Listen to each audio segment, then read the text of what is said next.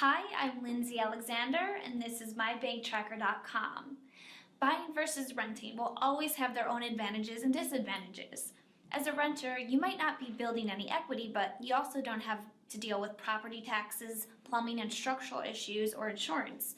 You just put down 1 month's rent as deposit, and your landlord is obligated to take care of that place. But with buying, you take care of all those issues and you can run the risk of bankruptcy through foreclosure, negative equity, natural disasters, and all sorts of worst-case scenarios. But with renting, it's just like throwing money away, and most people like the idea of having a place to retire to, and at some point will be able to stop paying some sort of monthly fee to live somewhere.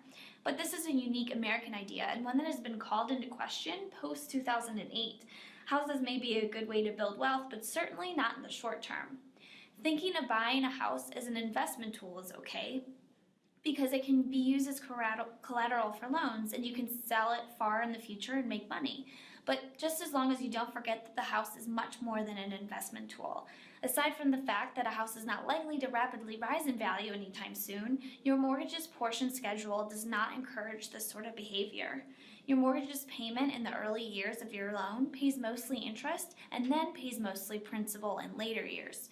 You don't build a substantial amount of equity until much later in your life, about 15 years into the loan.